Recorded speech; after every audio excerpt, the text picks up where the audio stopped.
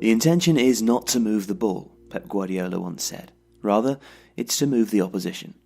The Catalan coach is a master of controlling games through complete domination of the ball, but it's not something his teams pick up overnight. It takes constant work on the training ground and high levels of concentration and tactical understanding from his players. The most significant and important of Guardiola's training ground routines is the Rondo, which he's used at Barcelona, Bayern Munich, and now Manchester City with great success. As with many of his ideas, Guardiola was influenced in his use of the Rondo by the great Johan Cruyff.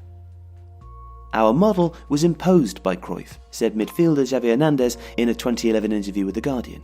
It's an Ajax model. It's all about rondos. Rondo, rondo, rondo, every single day. It's the best exercise there is. You learn responsibility and not to lose the ball. If you go in the middle, it's humiliating. The others applaud and laugh at you. So what is the rondo? Well, in effect, it's a game of piggy in the middle, only played with the feet and with almost inconceivable levels of technical proficiency. Most commonly, Guardiola uses an 8 versus 2 rondo. 8 players stand in a circle and attempt to pass to each other, while the 2 in the middle aim to dispossess them. It's a simple drill, but one that has proved highly effective. The goal of the players on the outside of the circle is to reach a target, usually 30 passes. If one of the players in the middle retrieves the ball, the drill restarts and the man responsible for losing the ball takes his place. For Guardiola and his players, the rondo has multiple benefits. It improves technique in tight areas, encourages intelligent movement and forces players to pass the ball in neat triangles. All of this is in evidence when his teams take to the pitch, and Manchester City's improvement in these areas is clear to see. From a defensive point of view, the rondo is perhaps even more valuable. Those in the middle learn to press with maximum efficiency, closing down passing lanes and attempting to read the intentions of the player on the ball. Everything that goes on in a match, except shooting, you can do in a rondo, Cruyff once said, as noted by Stan Baker in Our Competition is the World. The competitive aspect, fighting to make space, what to do when in possession and what to do when you haven't got the ball, how to play one-touch football, how to counteract the tight marking, and how to win the ball back.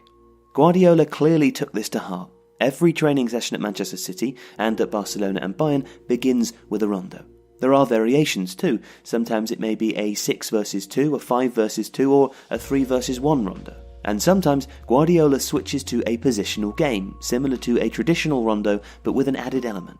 The drill is 4v4 with 3 neutral players who take the side of whichever team has the ball. In effect, it becomes 7v4. Although when one team wins the ball back, the drill continues. The team who have lost the ball can immediately counterpress in an attempt to win it back. More than anything, it teaches the players to move intelligently off the ball. The intensity of the drills is crucial too. Guardiola insists on maximum focus, not allowing any player to slack off or joke around. Even the rondos, it's with 100% effort or you don't do them at all, he said, as noted by 442 in 2016. If the players don't like them, then they are welcome to go mountain running, but in that case, will never reach our potential. Gradually, after the initial shock, the players become accustomed to the intensity required in Guardiola's rondos. It's not a casual exercise to warm the players up before the training session begins. It is, without doubt, a fundamental part of the development of Guardiola's teams. A story told by Dominic Torrent, a former coach at Barcelona and Bayern, shows the process that took place after Guardiola arrived in Munich. In Marty Perrinal's book, Pep Guardiola: The Evolution, Torrent explains the transformation on the training pitch. What happened with the rondos is probably the best example of the process of adaptation they all went through, he said. The players started out seeing them as a bit of a laugh, a good way to start and end the warm-ups. The ball could end 10 metres outside of the perimeter of the rondo circle without ever having touched the ground, but from day one, Pep insisted that they pay attention to how they positioned themselves, how they received the ball, whether they controlled it with their left or right foot. The Bayern players grasped his point very quickly. I remember one day comparing the rondos of the early days with what they'd become in the end. It was amazing, like looking at 2 entirely different exercises. By the end of our time there, that ball was flying.